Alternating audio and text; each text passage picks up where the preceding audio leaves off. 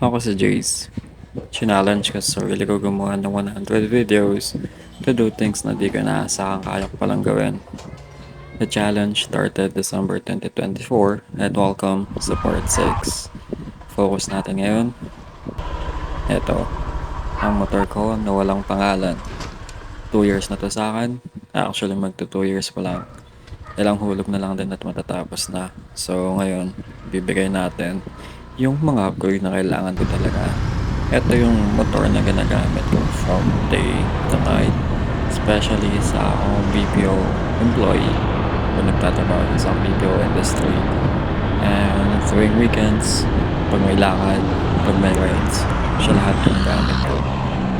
Currently, kahit inuhulugan ko pa to, nagsasave na ako para sa motor na magiging kapalitan niya.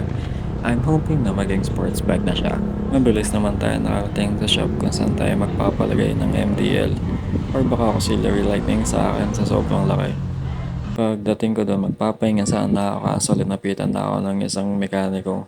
Sinabi ko papalagay yung MDL, tinuro niya kung sino naka-assign sa mga wirings. Pinakita ko naman agad yung hindi ko lang pinakita sa video. Tinanong kung anong MDL meron ako, so kinuha ko na lang para makita.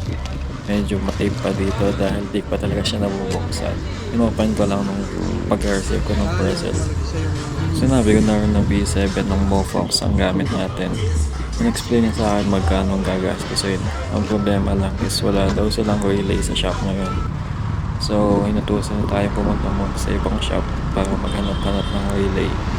May hinahanap akong shop dati na nakikita ko tuwing napapadaan ako dito.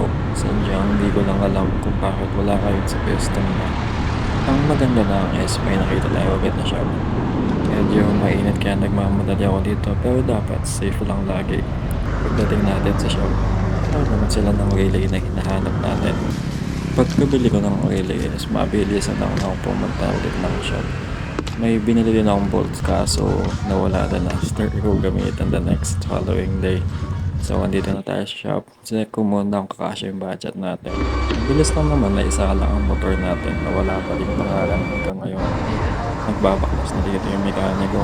By the way, tinanong ko siya kung pwede ko siya i-video, okay lang naman daw. So ito yung buong process niya.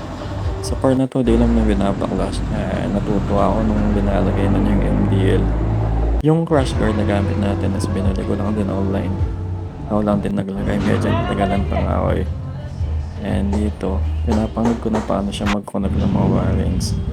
Ano rin na-connect niya, hindi ko naman tawag kiniintin ba tawag doon yung may parang linulusaw na metal. Tapos yun, balot ng electrical tape.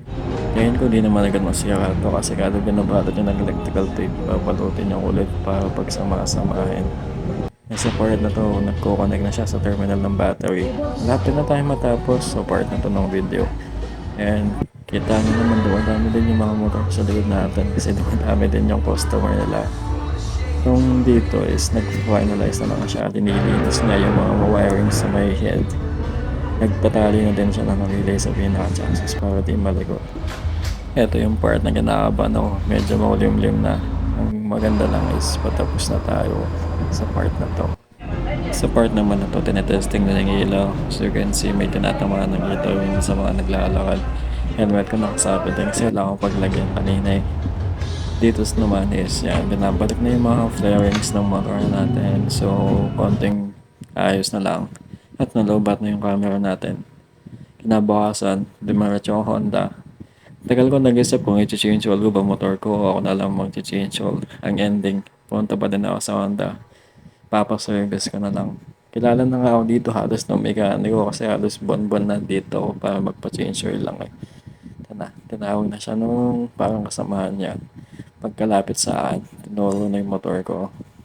Madami daw siyang ginagawa, may pinapa-PMS siya, may dumating pa na urgent na customer nila, so medyo natagalan tayo dito. Pagka-change oil na natin, pahinga muna ako konti kasi mainit na yung time na yan, I think 11 or 12 na yan. Paglabas natin, wala naman tayong pasok since Friday at holiday sa US.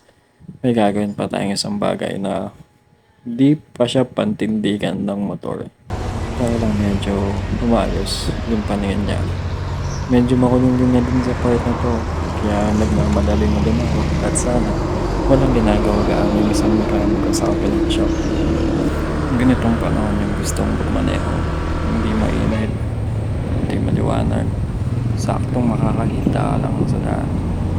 Pagkakadating natin sa ibang shop, bumili muna ako ng seat cover habang nag-aantay na matapos yung ibang nagpapagawa.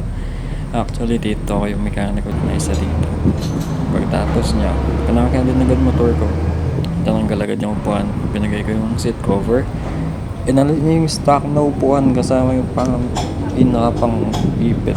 Staple ata yung hindi ko din pinaka-sure. Inaayos niya lang yung pinaka-rubber ng upuan after. Tapos sinuwat niya kung gaano ba dapat stretch yung pinaka-seat cover. Tsaka niya pinagtatakar.